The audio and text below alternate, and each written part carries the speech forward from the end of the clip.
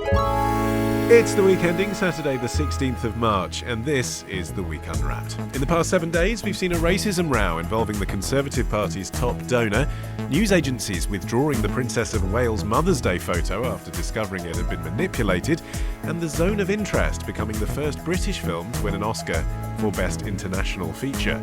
You can read all you need to know about everything that matters in The Week magazine, but we're here to bring you some stories that passed under the radar this week. Big news, not making headlines right now, but with repercussions for all our lives. I'm Olly Mann.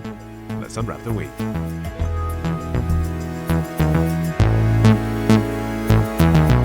And joining me today from the week's digital team is Harriet Marsden from Money Week, Mr. Guy Anker, and from the One Decision podcast, journalist Julia Macfarlane.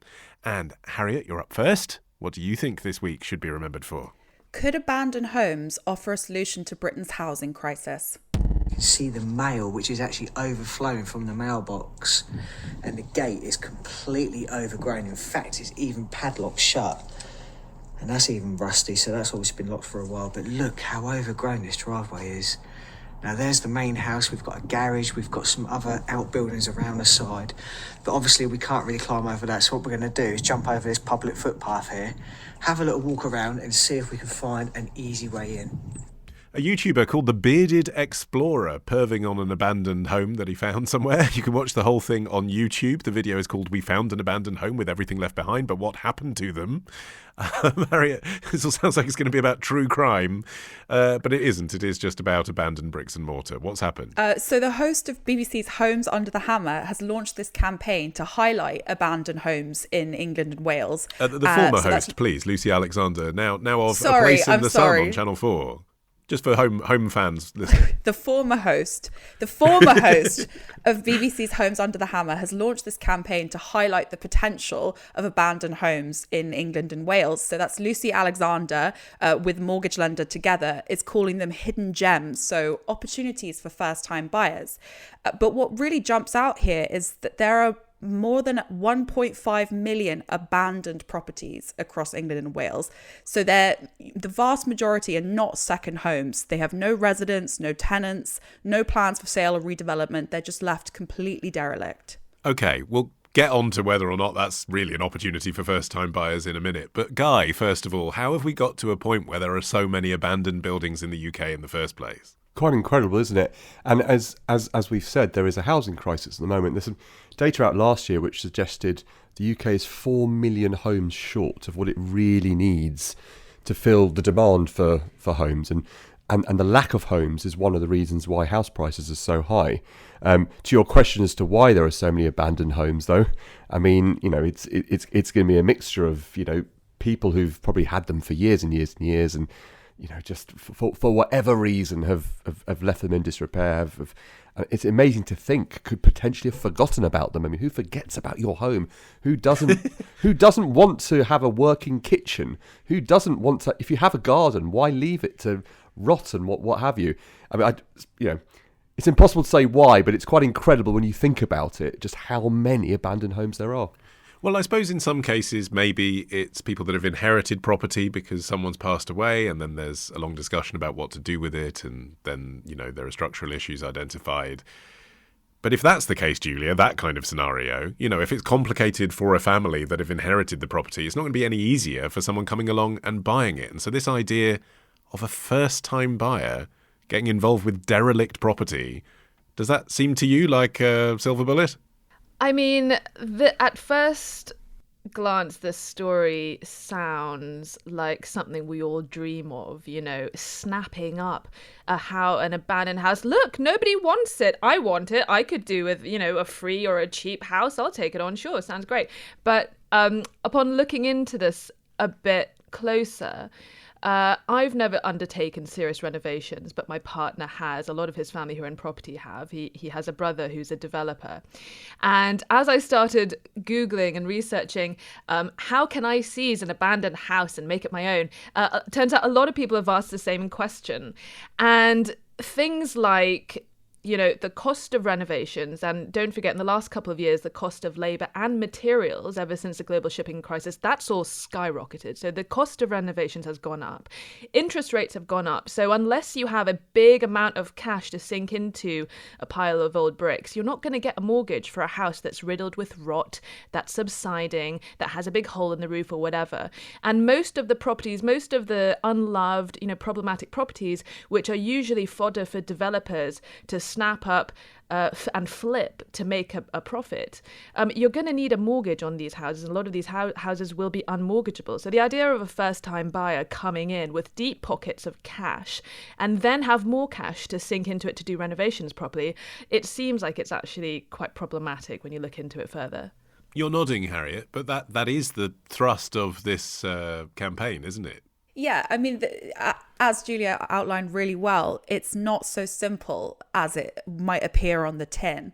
There are grant schemes available. I mean, for example, last year, the Welsh government launched this National Empty Homes Grant Scheme, which offers kind of £25,000 for people to improve empty homes that can be made available again. So offsetting the costs of renovations. And England also has an interest-free empty homes loan, but only of up to 15,000. So as Julia said, it's much more complicated than just offer all the people. That's 1.2 million households on a list waiting for housing in England alone. It's not so simple as just put them in those housing, for sure. But just to put the numbers in context, I think it's really important to highlight just how many buildings this is. We're talking about, it's roughly 6% of homes in England and more than 8% in Wales. It's a startling number. And these empty homes, these derelict properties are just absolute, like they attract antisocial behavior. They can be real environmental issues as well. I mean, just the other day, the Daily Express published pictures of houses with a house with ferns coming out of the ground, these actual plants growing inside like Jumanji. Great film. Is it a market failure, Guy? In your world, writing about wealth and investments, theoretically, if property is so valuable, if it's such a great investment, you can make money out of it by doing it up, then these should be snapped up by somebody. It's just a case of the price being right, and yet there they are. I think it is a market failure because many reasons that go into this, which comes down to the failure we're talking about. It might be people, in rare cases, forgetting. It's probably very rare, but just not having the money, not having the time, the means to actually repair, do up, whatever you want to call it, those properties, and it's why so many have been left in such disrepair. So yeah, it does fundamentally come down to a much bigger macroeconomic problem that's then feeding its way into the weeds here, and I say the weeds both in a literal sense and in a metaphoric sense. But given that a lot of these homes, Julia, are owned by somebody, they just either can't be bothered to do something about it or it's too difficult for them to do something about it. Is that territory that maybe an incoming Labour government can intervene on? I don't know, putting taxes up, for example, on properties that are vacant for too long, or buying up derelict property and turning it into social housing? So councils already have the power to penalise housing owners who leave properties vacant for, I think, more than 6 months. You can be fined for doing so. And I think that's particularly a problem when you have overseas investors who buy loads and loads of units of housing, a lot of those high-rise flats and modern developments. You tend to get this a lot with that kind of thing. You get overseas investors. And I bought my first flat from one of these, an overseas investor for Australia who just held this unit and didn't even rent it out. And so those kinds of things are penalised by governments because obviously they want to crack down on having empty houses which are not really serving any service to people who need housing. And actually, in the last Labour government, John Prescott brought in a law in 2004 which gave local authorities the power to seize empty homes and install council tenants. And so basically the council would have to send out letters to the property, try to contact the owner, and if after a number of months there's no response, and if the property is unoccupied or in a poor state, one final letter giving 7 days notice is all that's needed for the council to then take over that property. But I think when we're looking at an environment and an atmosphere where councils have such little money, I think the cost of them doing these things up, it can be prohibitive. So I think this idea is not dead in the water, but it does need some more creative thinking, and absolutely is something that a future Labour government can and should look into. It is an investment into an area, though, for a council, isn't it, Harriet? Because the danger is that the more derelict homes you get, or the more vacancy you get, that then sort of speeds up or accelerates the amount of people that are also leaving the town for whatever reason. Antisocial behaviour, they can't get a job there, and, their neighbours have left. Definitely, those are all really important considerations. But Julia's really right to say it's actually so expensive for councils to do anything about this. The Jumanji house that I just described, this 3-bed property in Stroud, it's years of neglect. The council then had to take that. They tried to contact the owner over a very long period of time. They had to take the owner to county court, force the sale. With so many councils teetering on the brink of bankruptcy, you can imagine they have better things to do with their time. And it's a very long process trying to tackle this. So it's very difficult for councils to do anything about, particularly councils that kind of don't have any money. But it's also, I think, worth noting, it's not just the issues with derelict properties attracting antisocial behaviour, or in the case of London being the only one of all the English regions that had more abandoned homes than Wales, where it's a real problem to do with poverty and population decline. In London, these derelict properties can really be places where a lot of crime takes place, like people will take people for drug trafficking, rape, that kind of thing. It'll attract that sort of behavior. But one thing that I really want to highlight as well is the potential loss of cultural heritage. So one of the most at-risk building in the UK, which was highlighted just a couple of weeks ago, is one of Wales's most important historic manors that's on the brink of total dereliction. So that's Nanai Hall, which is near Dolgellau, which is kind of near Snowdonia. And it's this grade 2 listed house. It's Georgian Manor. It's absolutely beautiful, but it's on a site that there's been some property on the site for 900 years, and there's all this folklore surrounding it, and it's meant to be haunted, and there's lots of local legend about the grounds and this old oak tree. So this is a real potential loss to cultural heritage as well. Yeah, there were some interesting stats with it as well, Harriet, with this survey. I think it said 1 in 4 or 1 in 5 people walk past a derelict house every day. I just wondered if that was your experience as well. Do you do that? Do you know one locally? I mean, I suppose in London you'd never know, would you? Because they'd just be apartment buildings generally. But I would imagine so. Yeah, absolutely. Living in London, particularly. Guy, what about in your neck of the woods? Are you aware of an abandoned property? I live in a block of 50 flats. One of them hasn't been inhabited since the Grenfell disaster. And it's quite an incredible story, actually, because different reasons to generally why properties are uninhabited. But it was bought by a local council to house Grenfell survivors. And then we all found out we had cladding which needed to be replaced. And think of the irony. So it's been left abandoned. I'm probably wrong when I said since the Grenfell disaster. It's probably since around 2018, 2019, but that general region. But it's quite incredible why that's happened. Not exactly the same reasons why there's over 1 million abandoned properties, but it's, it shows how mismanagement can create abandoned properties. But also how we've all got experience of seeing ones. There's one at my neck of the woods as well, which is this old house that's just, you can see why it's been difficult for them to get a tenant. It's owned by the council.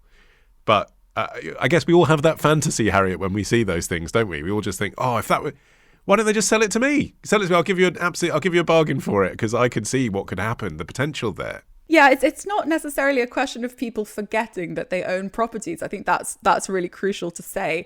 A lot of these properties were owned by people who have since died. They're held up in probate. It's the staggering increase in abandoned properties after the pandemic, for example, I think really speaks to that. But I think more broadly, it's just a metaphor for how our systems aren't working. They're all paralyzed and stagnant. It's this derelict abandoned property issue in the middle of a housing crisis is an absolutely perfect metaphor for the state of our systems. And they may not offer a solution to the housing crisis. I mean, they almost certainly won't. But what they do offer is a real environmental opportunity, because it's much, much more green to retrofit or refurbish an old house than it is to build a new one. I mean, the comparison, it's like 80 tons of CO2 to build a new house versus 8 to fix an old one. Okay, before we stagnate any further in this conversation, I'm going to move us on. Julia, you're up next after this.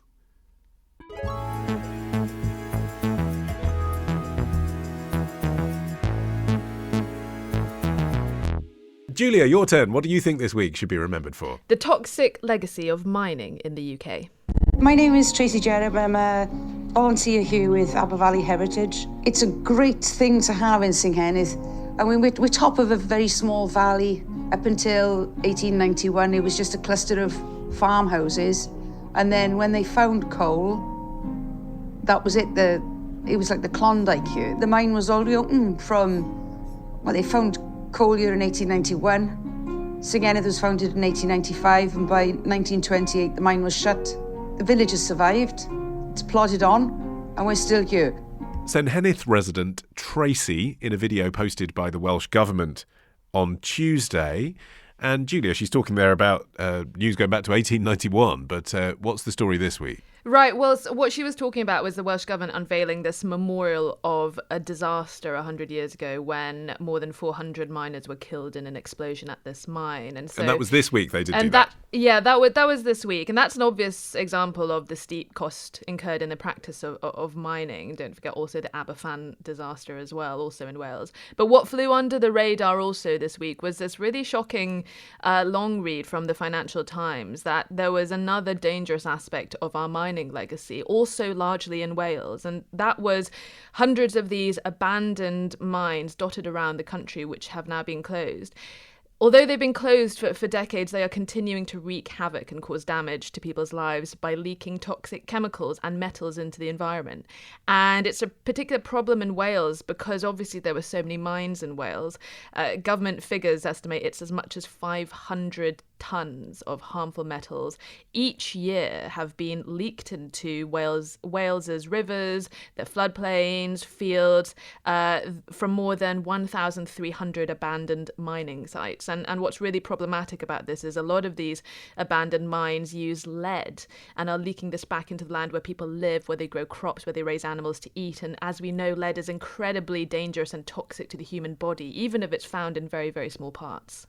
Okay, so we're back onto abandoned properties again, Harriet. In this case, though, they're abandoned. The mining has stopped. Why are they still leaking? Well, it's a cost issue, basically. It's so expensive to remediate all these inactive metal mines since they've closed. A lot of them have also been kind of forgotten because they're in very rural or sparsely populated areas, which, so again, some callback to the previous story.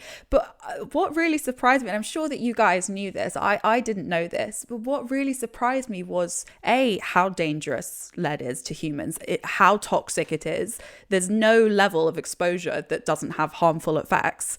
It can increase the risk of heart attacks, miscarriage, kidney disease, depression as well, which I found very surprising and very interesting, and cognitive impairment. All kinds of things that actually obviously are devastating, but also quite hard to prove. I mean, quite hard to say there's a link between the fact that I happen to live in rural Wales and I'm depressed. I mean, it could be a range of things. Yeah, absolutely. And I think, though, that it's particularly in the case of lead, you can measure the levels, the toxicity levels in liver, kidney, that kind of thing. You can pinpoint it, but obviously we're not saying that you can directly draw a causal link with depression. But I also didn't realize, and again, I'm sure you guys did, but I had no idea that lots of countries does monitor whether or not the public is exposed to stuff like lead, like the US and Canada. But in the UK, where we don't have that kind of monitoring, the extent to which the public has been exposed to this toxic metal is completely unknown. Yeah, I mean, Guy, you were just talking in the last story about cladding, and you live in a block that's been affected by that. But with something like lead poisoning over decades, is there even any recourse for people to say, oh, I've been affected by this, I deserve some compensation, or I should have been told about it before I moved here, or anything? Well, certainly nothing like cladding, which is much more directly obvious. Like you said, Ollie, some of these things are very hard to prove. We've had things in the past with asbestos, haven't we, where people have claimed compensation for the harmful effects there. But it's a very interesting story, this, because it really highlights the risk and reward, I think, of mining in general. Mining is so important for industry, for local economies. You think of the number of communities around the world, I was about to say around the country, around the world, that have been built up over decades, if not centuries, through mining. But there is a big cost. I was actually just reading, I just typed into Google as part of this, worst mining pollutants or something like that. And I came this example in California, the Iron Mountain mine, which was closed in 1963. And according to lots of experts on this, it's likely to be polluting waters for the next 3,000 years. Wow. With acid. So it's not about active leaking, which is what I was suggesting. It's just the repercussions of work that was done hundreds of years ago, potentially. And it's got the highest concentration of acid in the world. I mean, I could go on, but I think you kind of get the point. Just how dangerous at times the effects can be. And as Harriet said, I mean, one of the problems is that, especially going back to the 1960s, there probably wasn't either the means or the knowledge at the time to know how to stop this happening in future. And to be fair, I wouldn't be surprised if the mine was closed today, whether we'd still have the same effects anyway. But that's what I mean about the reward and the risk. The rewards of mining economically are huge, but the risks are huge as well to the environment. This is what the woman in that video we were just playing was saying, wasn't it? The whole town was built on that, where she lived. Exactly. I remember, when I was at school, we went on a geography field trip to a mining town in the northeast of England, and really to help us understand just how this was an economic point, just how important mining is to creating communities, to creating jobs, and all the infrastructure, the social infrastructure that went in around the minings. I mean, this is 25 years ago, so I don't remember the full detail, but they were, up until the 80s, they were such important parts of our economic and social fabric. Except, Julia, people often move to rural areas of Wales now, not for a job, not to be part of a community that's dependent on a town institution like a coal mine, but to escape cities and towns and go and have a rural idyll, have a small holding, bring up animals, and those animals are, living on contaminated land. I'm so glad you brought this up, Ollie, because it just so happened to be the case that for months, my partner and I have been talking about let's buy a tiny little abandoned cottage in Wales, somewhere like Fishguard or St David's, where he used to holiday growing up, because we're broke and hate London and we both remote work now. And we were thinking seriously about it, have the right move alerts all set up. And then this article popped up on my feed and I messaged him and I was like, okay, the Wales idea is scrapped now. But I think, the thing is, we also historically, it's taken us a long time to understand that materials that we used to use quite a lot, like lead, are bad for us, and it used to be everywhere, even until quite recently. I mean, I was renting a flat not that long ago that had a lead pipe for my water, and when I wrote to the landlord and Thames Water and all this, everyone's like, oh yeah, no, it's fine, don't worry about it. But I don't know if that damaged me at all. And I also, at my school, I had, bless her, a very, very potty chemistry teacher. And she used to bring out a little vial of mercury. And she, every so often, she would say, oh, we used to play with this when I was a child. We used to play it in our hands and touch it because it's amazing. But then they told us not to because it was harmful. But I just like to bring it out every once in a while. And so, the knowledge of how some of these materials and substances were very harmful for human health is quite a recent thing. And of course, lead in particular is used everywhere. Yes, there was a contribution from someone in that FT piece, Harriet, who was recalling with horror how they used to allow their son to cycle over the abandoned lead mines because it was just a local beauty spot. But it's also, obviously it is fair to say that a lot of these risks were not known about and a lot of these chemicals weren't properly studied. But in this case, the Welsh government has been aware of the risks related to these mines for decades. We're not talking about something that's only recently been studied or understood. We're talking about, they've known about this since the 70s. This is not, I think it's really important to stress that. And it's also, locals are using the spoil that comes downstream from these mines on their driveways because it kills weeds, because it's that toxic. Wow. So many years later. And that slurry, that is animals are dying. Like a few years ago, still from 20, 30, 40 years on, there's ducks and horses dying, and chickens which don't show any signs of lead poisoning are laying eggs, and then people are eating the eggs, and even eating one or two of the eggs could affect cognitive function of children. I mean, this isn't something that the Welsh government doesn't know about. To that end, Guy, do you think we'll see more regulation in this area? It's a good question. But this goes back many decades. But had we had this conversation in the 60s, that would have been a fair question. And it's, what is it? It's 60 years later. And we don't have too much regulation in this area. Yeah, but we do have environmental journalists, don't we? And we do have social media, and we do have more awareness. Yeah, but what we also have is local authorities that are supposed to identify the contaminated lands, but they're completely overstretched and under-resourced. So it's, even if the regulation is there, which, as Guy explained, it kind of isn't, there's not any possibility of doing anything with it anyway. Regulation's often about priorities, in any walk of life. We talked about cladding a minute ago. That became a priority because of the scale of the Grenfell disaster, and it was so visible. People saw that block horrendously up in flames. And by the way, it was about 2 miles from where I live, and lots of people in our block could see, smell and hear it at the time, and it was pretty horrific for them. It's an example. It's completely right what was done, and remediation off the back of it. But it was prioritised by the government because it was partly a political football as well as a very worthwhile cause. That got priority.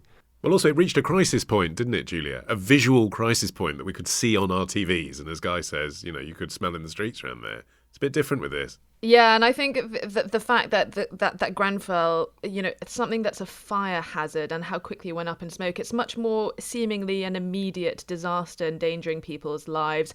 The RAC concrete crisis, also a little more to a certain extent. But, other environmental issues like dumping of waste and sewage into rivers has had a lot of attention lately.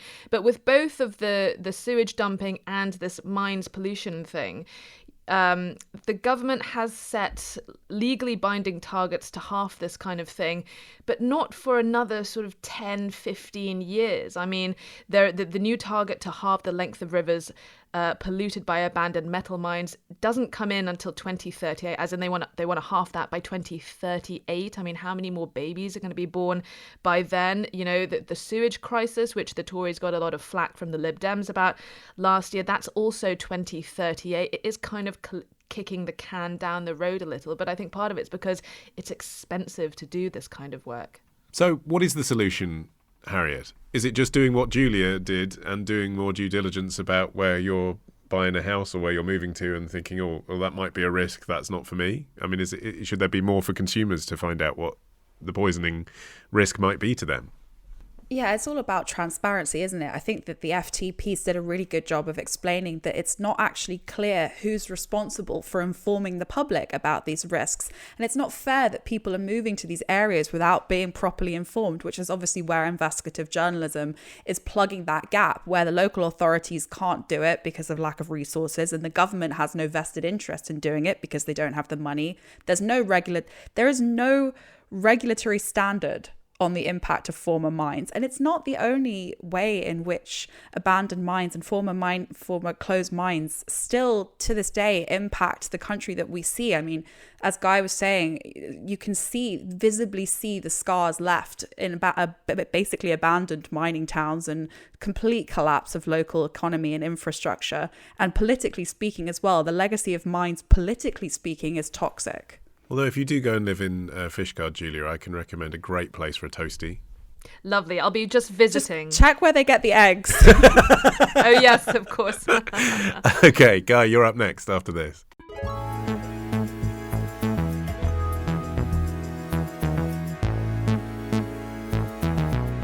Guy, you're finishing the show. What do you think this week should be remembered for? How Taylor Swift is influencing inflation. Vinyl records have been reinstated in the basket of goods and services used by the Office for National Statistics to measure the rate of inflation.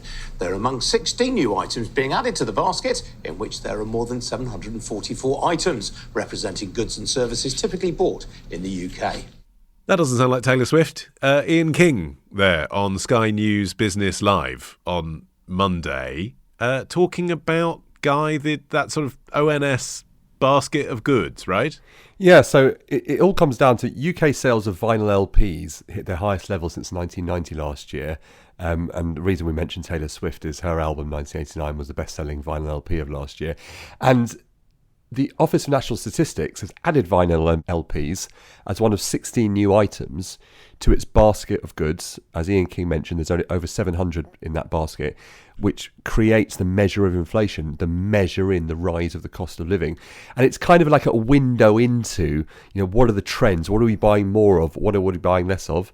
And vinyls are back in fashion, aren't they? Well, I've always wondered with that ONS thing, does it make a sincere, appreciable difference to the stats when they say, oh, more people are buying vinyl records, so we're going to add that to our basket? Or is it just a way to get the ONS onto the news via a press release, like when the Oxford English Dictionary do their Word of the Year? Well, given their press release led on vinyl LPs, I'm sure that was an attempt to get themselves in the news. But it's interesting nonetheless. Obviously, it's just one of 744 items. So the cost of vinyl LPs isn't going to be the thing that makes inflation 10% or 5%. No. But do you rate the concept? Is it the right approach, and it does make a difference what items are in the basket? Oh, it's absolutely fundamental. So if you look at what's in and out, all things that make sense in vinyl LPs, gluten-free bread, air fryers. I mean, everyone was talking about air fryers, weren't they, about a year ago? Rice cakes, spray oils, sunflower oil, pumpkin seeds, the rise of healthier foods, out, hand sanitizers, obviously post-COVID, bakeware, rotisserie chicken. Sofa beds, draft stout, just to name a few. So rotisserie chickens are out, are they? Yes, I know. Whole ones, but not smaller portions. I'm outraged by this. I know. I mean, how many vinyl records do you buy versus rotisserie chickens in a year? They've taken out whole rotisserie hot chickens, and they're bringing out smaller portions. And I think that's a cost of living thing. People are opting for smaller portions for their lunches rather than the whole chicken. I mean, the weird thing, Harriet, is that I know this is about retail sales, but, if you're trying to follow the impact of inflation, surely it's more relevant to look at things like car insurance and rent than a rotisserie chicken. Yeah, I think it's less, for me anyway. I mean, I've never pretend to be an economist or a financial journalist, but for me, it's more interesting as a kind of insight culturally into how trends are developing than it is to do with inflation, which is still a fair bit higher than the target. But I think your characterization of the story is a little bit unfair because yes, it's only just been added. Vinyl sales have only just been added into the inflation basket of goods. But UK sales of vinyl have been increasing for 16 years in a row. I mean, this isn't a new thing. It's actually a bigger ongoing trend. And just this week, our US political reporter Rafi published this great article about how physical media is having a moment. People are kind of rejecting this ephemeral digital media amid streaming wars and things disappearing off the sites. They think that you think you've bought a film, you haven't, because that streaming platform gets rid of it. And music, I mean, Taylor Swift is a good example of this. For a very long time, her music wasn't available on Spotify for obvious reasons. So there's a lot of people who want us chasing this sense of permanence and actual ownership of a physical item. And I think that's really interesting. Yes. I wonder as well whether, Guy, it's sort of an element of freeing yourself from the distraction of being on a digital device. Because once you press play on music on Spotify or whatever app you're using, you're also getting notifications from your bank and from your doorbell and, so-and-so sending you a WhatsApp. And actually, there's something very pure about putting on a record and listening to it and not that cannot be distracted by someone knocking at the door. Yeah, it's nice to sometimes get away. It's like when it's nice to be on a plane, as long as there's no Wi-Fi, and you can just kind of get away from the world for a little bit. And I think it's also an example of things coming back into fashion that were in fashion. Vinyl LPs is one. I was thinking like names as well, names like George, and the other examples that were previously considered old-fashioned names, but they're very much coming back into fashion.